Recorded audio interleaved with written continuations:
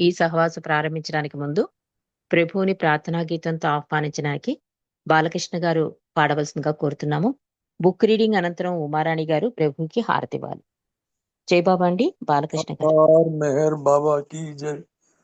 नमो मेहर बाबा अवतार, नमो देव देव प्रभु, नमो मेहर बाबा अवतार, नमो देव देव अपार दिव्य कृपा सागर, अपार दिव्य कृपा सागर, सकल चराचर जगदुद्धार, सकल चराचर जगदुद्धार, नमो मेहरु बाबा अवतार, नमो देव देव प्रभु, नमो मेहरु बाबा अवतार, नमो देव जोहारुलिवे श्री मेहरु बाबा, जोहारुलिवे श्री मेहरु बाबा, महिनी जनिंచిన మానవ రూప, మహిని జనించిన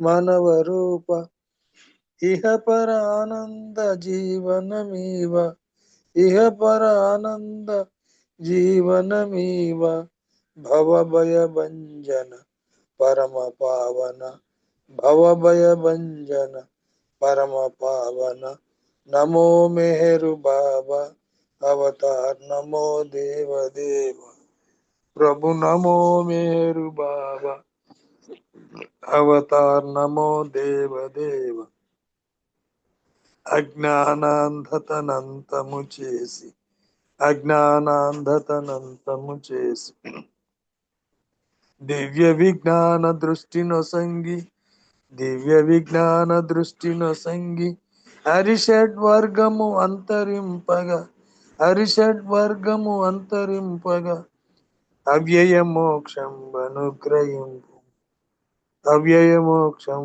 అనుగ్రహింపు, నమో మెహరు బాబా अवतार, नमो देव देव प्रभु, नमो मेहर बाबा अवतार, नमो देव देव जय मेहर बाबा जय, जय मेहर बाबा जय, जय मेहर बाबा जय, जय मेहर बाबा जय, जय मेहर बाबा जय, जय मेहर बाबा जय, जय मेहर बाबा जय, जय मेहर बाबा जय, जय मेहर बाबा जय, जय मेहर बाबा जय अवतार मेहर बाबा की जय बाबा अंडी। జై మెహర్ బాబా అండి. బాలకృష్ణ గారు చక్కటి ప్రార్థనా గీతంతో ఈ రోజు ఈ సహవాసం ప్రారంభించినందుకు ధన్యవాదాలు. జై మెహర్ బాబా. మనం గత కొన్ని రోజులుగా ప్రీతముడు చల్లగా చూస్తే అనే పుస్తకంలోని అనుభూతులను, అనుభవాలను మనం తెలుసుకుంటున్నామండి. అంటే బాబా చల్లగా చూస్తే బాబా గురించి తెలియకపోయినా ఆయనంతటా ఆయనే వాళ్ళ జీవితాల్లోకి వెళ్ళి పరిచయం చేసుకుని ఆయన ప్రేమను, ఆయన దరికి చేరే భాగ్యాన్ని పొందిన ప్రేమికుల అనుభూతులన్నీ మనం తెలుసుకుంటున్నాం గత కొన్ని రోజులుగా. ఈ రోజుతో ఈ పుస్తక పఠనం ముగిస్తుందండి. ఆఖరి అనుభవాన్ని కూడా, ఒక అద్భుతమైన అనుభవాన్ని కూడా మనం తెలుసుకుని ఈ ఈ పుస్తకం చదవడానికి సహకరించిన ప్రభువుకి కృతజ్ఞతలు తెలియజేసుకుందాం. ఈ లాస్ట్ అనుభూతిలో, ఆ సంఘటనలో ఒక చిన్న పాప 9 ఏళ్లలోనే బాబాలో కలిసిపోతుందన్నమాట. ఆమె యొక్క ప్రేమ బాబా ఎలా స్వీకరించారు అన్నది ఈ కథలో, ఈ సంఘటనలో మనకి అవగతమవుతుంది. మెహర్ ఫోన్ చేస్తుంది. ఇది పురాతనమైన ప్రేమ అంటున్నారు. ఒక యువ ప్రేమికురాలకు సంబంధించిన కథ. అంటే చాలా చిన్న వయసు అమ్మాయి ప్రేమ అని చెప్తున్నారు. యూరోప్ లో ఎక్కడో ఒక చిన్న అమ్మాయి ఉండేది. ఆమె అందంగా ఉండేది. చక్కని ముఖం, లేత నీలిరంగు కళ్ళతోనూ, మోకాళ్ల వరకు వేళ్లాడుతూ ఉండే అందమైన జుట్టుతోనూ, ప్రాచీన కాలపు చిత్రంలోంచి నడిచి వచ్చిన దేవతలాగా ఉండేది ఆ పాప. ఆమె అందం కేవలం బాహ్యమైనదే కాదు, ఆంతరింగికమైనది కూడా. లోపల ఏదో కాంతి ఉంటే తప్ప ఎవరూ కూడా ఆమెను వర్ణించలేరు. ఆమె చాలా జబ్బుగా ఉండడం చేత ఆమె తల్లిదండ్రులు ఆమెను ఇంకా ఎక్కువగా ప్రేమిస్తూ ఉండేవారు. తన చిన్నతనం నుంచి ఆమె బాగుపడని జబ్బుతో బాధపడుతూ ఉండేది. ఆ జబ్బు ఆమెకు అప్పుడప్పుడు చాలా బాధ కలిగజేసేది. శరీరంలో సగభాగం సక్రమంగా పనిచేసేదే కాదు. అలా కొంతసేపు అయిన తర్వాత ఆమె మళ్ళీ పరిగెత్తేది, గంతులేసేది, కేరింతలు కొడుతూ సంతోషంగా ఉండేది. ఆమెకు 3 సంవత్సరాల కంటే కొంచెం ఎక్కువ వయసులో ఉన్నప్పుడు ఒక రోజున వాళ్ళమ్మ అప్పుడే అందిన ఒక పుస్తకంలో ఉన్న బొమ్మను ఒకదాన్ని ఆమెకు చూపించింది. అందులో ఒక ముఖం ఉంది. మనిషి ముఖం. కానీ సరిగా మనిషి ముఖం కాదు. ఎందుకంటే ఆ ముఖంలో కళ్ళు అర్థం కాని కాలం యొక్క లోతుల వలె లోతుగా ఉన్నాయి. అంటే తల్లి చూపించింది. ఈ అమ్మాయి చిన్నప్పటి నుంచి జబ్బుతో ఉంది. అది నయమయ్యే జబ్బు కాదు. కానీ అది ఎలా వచ్చేదంటే ఒక్కొక్కసారి చాలా సివియర్‌గా ఉండేది ఆ బాధ. తగ్గిపోయాక మాత్రం అమ్మాయి మళ్ళీ మామూలుగా యాక్టివ్‌గా ఉండేది. అలా అప్ అండ్ డౌన్‌గా ఉండేది ఆవిడ హెల్త్. ఆ పాప హెల్త్. ఒకసారి తల్లి ఒక ఫోటోని చూపించింది. అది చూస్తే మనిషి మొహంలాగే ఉంది కానీ, అది చూస్తుంటే ఆ మొఖంలో ఉన్న కళ్ళు చూస్తుంటే, ఆ కళ్ళవెంపు చూస్తుంటే ఏదో లోతుగా ఏదో తెలియబరుస్తున్నట్టుందిట. ఆ లోతుల్లోంచి సూర్యుడు ప్రకాశిస్తూ ఉన్నాడు. ఆ తల్లి పిల్లని అడిగింది. "ఆ బొమ్మ ఎవరిదని అనుకుంటున్నావు?" అడిగింది తల్లి ఆ పాపని. ఆ పాప చాలా సహజంగా "ఇది నాది" అని జవాబు చెప్పి సంతోషంగా చిరునవ్వు నవ్వింది. తల్లి నోటి వెంట మాట రాలేదు. ఆ పిల్లకెట్లా తెలిసింది? ఎందుకంటే ఆ ముఖం మెహర్ బాబాది. ఆయన నేను నీ యొక్క ఆయనేమంటారు బాబా? "నేను నీ యొక్క నిజమైన ఆత్మను. నేను ప్రతి వారి హృదయంలో ఉంటాను" అన్నారు. బాబా మెసేజ్ వెంటనే గుర్తుకొచ్చిందావిడకి. బాబా ఫోటో చూపించింది ఫస్ట్ టైమ్ ఆ పాపకావిడ. చూపించినప్పుడు పాప ఏమనాలి? ఎవరిదో ఎవరిదో అని చెప్పాలి కదా! కానీ అలా అనలేదుట ఆ పాప. చాలా సంతోషంగా "ఇది నాది" అందిట. తల్లికి అసలు పిల్ల మాట అనేసరికి తల్లి ఆశ్చర్యపోయింది. అసలు ఇంత చిన్న వయసులో ఇంత అవగాహన అర్థం కాలేదావిడకి. వెంటనే బాబా మెసేజ్ గుర్తుకొచ్చింది. బాబా ఏమంటారు? "నేను నీ యొక్క నిజమైన ఆత్మను.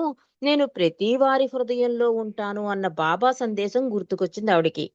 కొన్ని సంవత్సరాలైన తర్వాత ఆ తల్లి భారతదేశంలో ఉన్న మెహర్ బాబా సమాధి దగ్గరకు యాత్రార్థం వెళ్ళింది.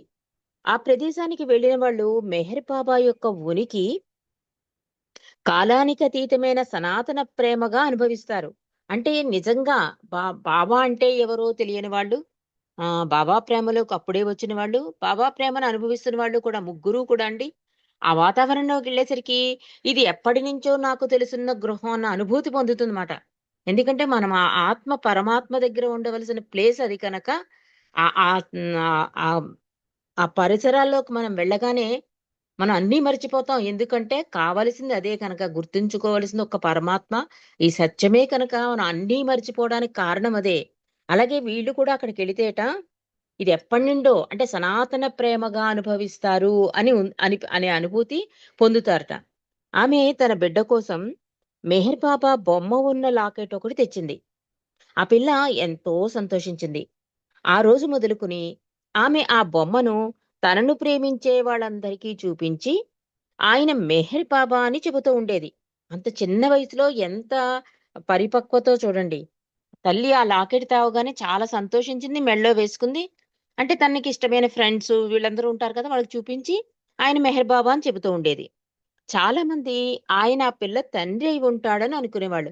అంటే అప్పట్లో బాబా లాకెట్స్ అన్ని కూడా చిన్న ఏజ్‌లో 30, 40 ఇయర్స్ ఏజ్‌లో లాకెట్స్ వచ్చేవి. అవి చూడగానే మనకి కూడా మన ఇంట్లో కూడా బాబా ఫోటోని చూస్తే మీ తాతగారా అండి అని అడుగుతారు చాలామంది. నవ్వొస్తుంది నాకు. అంటే అంత అద్భుత సుందర దివ్యమంగళ రూపాన్ని చూసి మానవుడికి అంత అందం ఉంటుందా? అంత తేజస్సు ఉంటుందా? కానీ ఎందుకో అలా అంటారన్నమాట. అంటే వాళ్ళకి ఇంకా అవగాహన కాలేదు. భగవంతుని తత్వం అని మనం భావించాలి. అలాగే ఈ పిల్ల అలా చూపిస్తూ ఉంటే అనేవారట "మీ నాన్నగారా?" అని అడిగేవారట. "మీకు తెలీదా? ఆయన భగవంతుడు" అనేదిట ఆ చిన్న పాప. ఆ అమ్మాయికి 7 సంవత్సరాలు వచ్చిన తర్వాత ఒక రోజున వెక్కి వెక్కి ఏడుస్తూ స్కూల్ నుంచి ఇంటికొచ్చింది. తల్లి అడిగింది, "ఏమైంది? ఏంటి సంగతి?" అని. "బాబా భగవంతుడు, బాబా భగవంతుడు" అని ఆ పిల్ల మాటి మాటికి ఏడుస్తూ చెప్పింది. "అవును, ఆయన భగవంతుడే" అంది తల్లి సమాధానంగా. అయినా ఆ పిల్ల ఏడుపు మానలేదు. "అందుకోసం నీవు ఏడవడం దేనికి?" అడిగింది తల్లి ఆ పాపని. ఆ పాప జవాబు ఏమీ చెప్పలేదు. అంటే చెప్పలేకపోతోంది. అక్కడ జరిగిన సంఘటన, స్కూల్‌లో జరిగిన సంఘటన. అందుకని తల్లేం చేసింది, టీచర్‌ని అడుగుతుంది. "అసలేం జరిగింది? ఎందుకు ఏడుస్తూ వచ్చింది మా పాప" అంటే టీచర్ చెప్తోంది, "ఉదయం పూట విశ్రాంతి సమయంలో ఆ పాప తన క్లాసు పిల్లలకు బాబా బొమ్మని చూపించి ఆయన భగవంతుడు అని చెప్పింది. అందుకు ఆ క్లాసు పిల్లలంతా ఆయన భగవంతుడు కాదు కాదు అని అరుస్తూ ఆ పాపను ఎగతాళి చేశారు. వాళ్ళంతా ఒకటైపోయారు. ఆ పాప మాత్రం కాదు కాదు, ఆయన నిజంగా భగవంతుడే, ఆయన భగవంతుడు అని మాటి మాటికి అంటూ ఒంటరిగా నిలబడిపోయింది. ఆ టీచరు జోక్యం కలగజేసుకుని ఆ పాప మీద అట్లా అరవవద్దని చెప్పేంత వరకు ఆ అరుపులలా కొనసాగుతూనే ఉన్నాయట. ఆ రోజు మొదలుకుని ఆ క్లాసు పిల్లలంతా ఆ పాప పట్ల ద్వేషం పెంచుకుని సమయం దొరికినప్పుడల్లా ఆమెని ఎగతాళి చేస్తూ ఉండేవారు. ఆ క్లాసు పిల్లలంతా అలా ఎందుకు చేస్తున్నారో, వాళ్ళు అలా ఎందుకు అంటున్నారో ఆ పాపకు ఏమీ తెలీదు. అంటే చిన్న వయసు కదా! ఆ చిన్న వయసులోనే బాబాను గుర్తించి భగవంతుడని చెప్పగలుగుతోంది అంటే ఎంత అదృష్ట భాగ్యశాలో ఆ పాప. పిల్లలకందరికీ చెప్తోంది తన ఫ్రెండ్స్ అందరికీ. కానీ వాళ్ళు కాదు, కాదు అని గేలి చేసేసరికి బాధొచ్చేసి దూరంగా నించుంది. ఈ అమ్మాయి దూరం వెళ్తున్న కొద్దీ ఈ పిల్లలు ఇంకా అరవడం, చేయడంతో టీచర్ కళ్ళ చేసుకొని గట్టిగా దెబ్బలాడింది పిల్లలందరినీ. ఆ పాప జోలికెళ్ళొద్దని. దాంతో వాళ్ళందరూ ఒకటైపోయి ఈ అమ్మాయి కనపడినప్పుడల్లా కొంచెం ఇలా ఎగతాళిగా చేయడం. బాబా భగవంతుడు కాదు, కాదు అంటూ అరవడం మొదలెట్టారట. దాంతో ఆ పిల్లకి ఏం చేయాలో అర్థం కాలే. ఏడవడం తప్ప ఇంకేం చేయలేకపోయింది. అప్పుడు ఆ తల్లి ఆమెకు యేసుక్రీస్తుని గురించి వివరంగా చెప్పింది. పాపకు చెప్పింట తల్లి. తనను గురించి ఆయన చెప్పిన మాటలను ప్రజలు నమ్మకపోవటం వల్ల ఆయనను శిలువ మీదకెక్కించారని, భగవంతుడు మానవ రూపంలో మానవుల మధ్యకు వచ్చినప్పుడల్లా ఇటువంటి విషయాలు జరిగినాయని, ఏదో ఒక రోజున ఆ పిల్లలు కూడా తెలుసుకుంటారని, అందుకోసం విచారపడవద్దని తల్లి తన కుమార్తెకు చెప్పింది. అంటే మరి పిల్లలకి చెప్పే విధంగా చెప్పాలి కదా! ఏం చెప్పినా ఆగట్లేదు ఆమె బాధ. అందుకని యేసుక్రీస్తు విషయంలో చెప్పింట. బాబా కూడా అంటారు, ప్రజల్లో మార్పు రానంత సేపు ఎలాంటి మార్పు? వాళ్ళేంటంటే గతాన్ని పూజిస్తారు, వర్తమానాన్ని విస్మరిస్తారు, భవిష్యత్తు కోసం ఎదురు చూస్తారు. అంటే గతాన్ని పూజించొద్దని అనటంలేదు బాబా. ప్రెజెంట్ అవతారాన్ని పట్టుకోండి అంటున్నారు. ఆ ప్రెజెంట్ అవతారాన్ని పట్టుకోనంత సేపు నేనిలా కిందకి దిగి రావాల్సిందే అన్నారు బాబా. ఎందుకు ఇన్ని సార్లు దిగి వస్తావు అంటే? అంటే ఎప్పుడూ కూడా మానవుల్లో మార్పు రానంత సేపు అన్నారు బాబా అందుకే. ఎప్పుడు కూడా మనం గతాన్ని పూజిస్తాం. అంటే రాముడు వెళ్ళిపోయాక అంటే రాముడు ఉన్నంత సేపు రాముడిని అంటే ఆయన అవమానపాలు చేశాం. హేళన చేశాం. ఆయన వెళ్ళాక గుడులు, గోపురాలు, అష్టోత్తరాలు, సహస్రాలు అవి మొదలయ్యాయి. అలాగే వర్తమానం ప్రెజెంట్‌లో ఉన్న అవతారాన్ని ఎప్పుడూ కూడా పట్టించుకోం. ఎందుకండి వేరే అవతారంగా రావడం, ఆ రాముడే మళ్ళీ రావచ్చు కదా! అంటే, ఆ దేశంలో ఎలాంటి పరిస్థితులుంటాయి? ఏది ఇస్తే మానవుడు త్వరగా అందుకుంటాడు అని అనువుగా మనకి అనువుగా మార్చుకుంటూ వస్తాడండి. అప్‌డేట్ అవుతూ ఉంటాడు. ఫోన్ అప్‌డేట్‌ని అంగీకరించిన వాళ్ళం, భగవంతుడు అప్‌డేట్ అయ్యాడంటే మాత్రం మనం అంగీకరించం. ఆ రాముడు అలాగే ఉండాలి, అలాగే వచ్చి రక్షించాలి. అదో రకమైన మూర్ఖత్వంతో ఉంటోంది మానవాళి. బాబా అదే చెప్తున్నారు. గతాన్ని విస్మరించి, గతాన్ని పూజిస్తూ, వర్తమానాన్ని విస్మరిస్తూ, భవిష్యత్తు కోసం ఎదురు చూసే మానవాళిలో మార్పు రానంత సేపు ఇది ఇలా జరుగుతూనే ఉండవలసిందే అంటారు బాబా. అలాగే ఆవిడ ఏం చెప్తోందంటే, యేసుక్రీస్తు వచ్చినప్పుడు కూడా ఇలాగే అవమానాలు చేశారు, సిలువ వేశారమ్మా. తర్వాత తెలుసుకుంటారు. అలాగే ఈ పిల్లలు కూడా నెమ్మది నెమ్మదిగా బాబా గురించి తెలుసుకుంటారు. భగవంతుడు ఎప్పుడు మానవ రూపంలో కిందకి వచ్చినా ఇది తప్పదు ఈ పరిస్థితి అని తల్లి ఆ పాపతో చెప్పింది. ఆ తర్వాత ఆ పాప యేసుక్రీస్తుని గురించి చాలా విచారపడింది. ఆ పాప గోల్గోదాకు గాని, సిలువ వద్దకు గాని వెళ్ళే మార్గంలో సామాన్యంగా యూరోప్‌లో 4 రోడ్లు కలిసే చోట గాని, దార్ల వెంట గాని ఇటువంటి దృశ్యాలు కనబడుతూ ఉంటాయి. యేసు బొమ్మలను చూసినప్పుడు తన తల పక్కకు తిప్పుకుని ఏడ్చేది. ప్రీతముడైన మెహర్ బాబా యొక్క కాంతివంతమైన ముఖం మానవ హృదయాన్ని మేలుకొలపడానికి వచ్చి కనబడితే తప్ప, ఆ పాపను ఎంత ఓదార్చినా లాభం లేకపోయింది. అంటే బాబా యొక్క దర్శనం అయితే గాని, ఈ పాప ఇంక శాంతించేలా లేదు అనిపించేలా బాధపడుతోంట. అందులో తల్లి ఇలా చెప్పింది కదా! యేసుక్రీస్తు టైంలోనే యేసుక్రీస్తే బాధపడ్డాడని. అందుకని యేసుక్రీస్తు ఫోటోలు చూసినా, ఏ భగవంతుడి ఫోటోలు చూసినా కూడా ఈమె దుఃఖం ఆపుకోలేకపోయేట. ఇది ఎలా కంట్రోల్ అవుతుంది అంటే, ఆ భగవంతుడి యొక్క ఆ ముఖారవిందం చూస్తే గాని, ఈ పాప తన బాధ నుండి విముక్తి పొందదు అనిపించింట. ఆ పాప బాబాను కలుసుకోవాలని, ఆయనను ఆలింగనం చేసుకోవాలని కోరింది. ఆమె బాబా పటాన్ని ముద్దు పెట్టుకునేది. బాబా కోసం పూలు కోసేది. తన కుడి చేతికి వచ్చిన పక్షవాతం ఎక్కువైనప్పటికీ బాబా స్వయంగా వ్రాసినటువంటి, తనకు చాలా ఇష్టమైనటువంటి గుజరాతీ ఆరతిని అతి కష్టంతో తన ఫ్లూట్ మీద వాయించడానికి ప్రయత్నించేది. తరచుగా ఆమె దూరంగా ఎక్కడికో చూస్తూ తన తల్లితో అనేది, దీన్ని చూస్తే నాకు ఏమిటో ఇదిగా ఉంటోంది. దాన్ని ఎట్లా వివరించి చెప్పాలో నాకు తెలియటం లేదు అంటూ ఉండేది. అంటే ఆవిడ తనలో ఏవో భావాలు కలిగేవి. అవి ఎలా చెప్పాలో తనకి అర్థం కావటం లేదు అనేదిట తల్లితో. ఆమె హృదయం తన ప్రీతముని కొరకు మూగ రోదన చేస్తూ ఉండేది.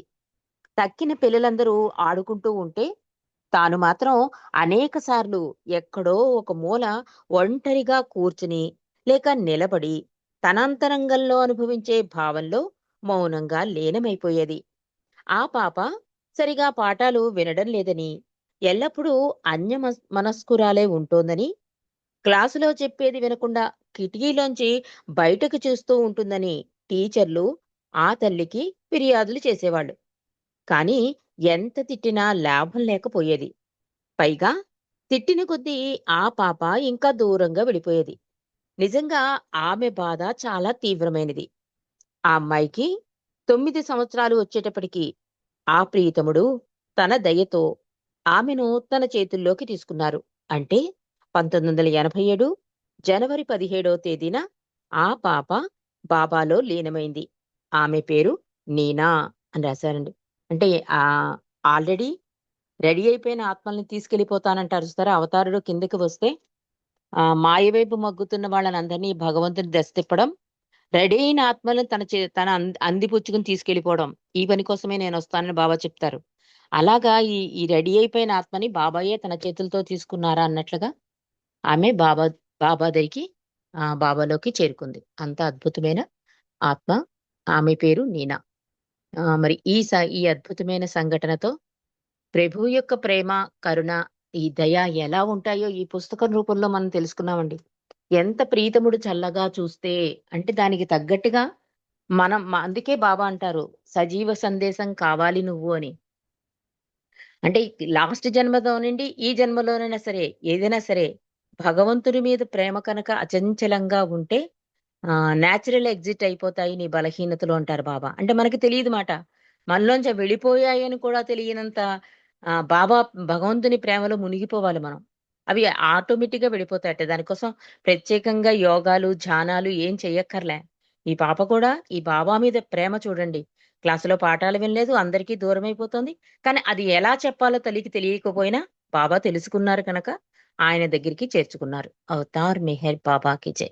జై బాబా అండి. ఇంతటి అద్భుతమైన పుస్తకాన్ని చదువుకునే భాగ్యాన్ని ప్రసాదించిన మెహర్ ప్రభుకి, అంత ఓపికగా విన్న మీకు కూడా నా ధన్యవాదాలు. జై మెహర్ బాబా. జై బాబా అండి. ఉమారాణి గారు. अवतार मेहर बाबा की जय. O glorious eternal ancient one, your face is a bright transcendental sun. Lighten this dark world and the tears I weep. My heart meher I give to you to keep. Creator yet creationless you are. Truth and truth body, divine avatar. Who through compassion the three worlds maintains. Destroy this ignorance that life sustains. These five lights are the whirling spokes of breath of the world's wheel that bears me on to death. Unless you who are infinitely kind break the wheels of which is conditioned mind. This incense is my love, these fruits my art, which to please you I have shaped from my heart. Accept them as you would a simple flower that has no use beyond its shining hour. You are myself, I sing to you in praise and beg your love to bear me through the days. Till you, the ever-living perfect one, illume my darkness with your shining sun. अवतार मेहर बाबा की जय. अवतार मेहर बाबा की जय. अवतार मेहर బాబా की జై. Thank you Rajani. Thank you Baba. అందరికి జై బాబా అండి. జై బాబా అండి. ఉమారాణి గారు చక్కటి ఆరతితో ఈరోజు ఈ సహవాసు ముగిసిందండి. మళ్ళీ సోమవారం మనం కలుద్దాం. జై మెహర్ బాబా. జై బాబా. అందరికీ జై బాబా. అందరికీ జై బాబా అండి. సోమవారం జై ఏ బాబా. బుక్ అండి రజనీ గారు?